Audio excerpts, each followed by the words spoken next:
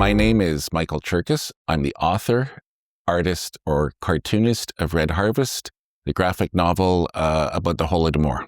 All of the work I had done prior to this was sort of lighthearted, film noirish comic book entertainment. It wasn't serious work.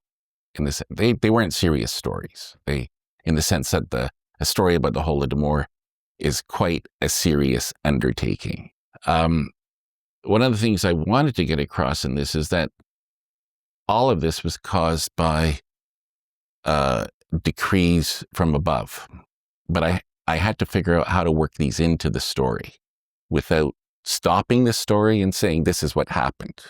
And I think there's a couple of places in the book where I talk about the 5 grains of wheat decree that came out in August of 1932. It's just mentioned in passing, but when that decree was passed, it meant that virtually all the property in the villages were now state property. So if you were caught stealing something or even trying to take a pigeon, which is in one of the chapters of the book, you could be tried or shot or exiled or whatever. And the other one that I wanted to get across was the declaration of the blacklisting of the villages in November of 1932, which once the villages were blacklisted, that was virtually a death sentence for all of the inhabitants of that particular village or collective. I do get people coming back to me and saying, I don't really know how to read a comic book, or it's a lot different than reading a normal novel. Because the interesting thing about this is that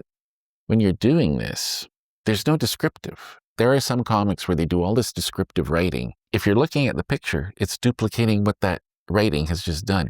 And one of the things that when I do a comic or a graphic novel, I like to tell the story through the dialogue, not through any descriptive captions. Because in some ways, I think that is, it's duplicating.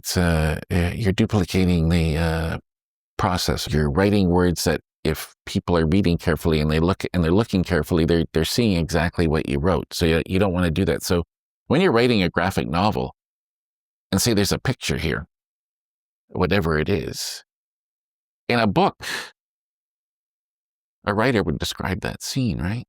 But I don't have to describe it in words. So it's, so a lot of people who are reading graphic novels or comics for the first time, they come back to me and say, it's a lot different. And in some ways I had to stop reading it at a certain point because I got tired, because it's a different way of reading for people who don't read comics all the time. So this is a thought in retrospect, right? Where it almost looks like some of the artwork that I've done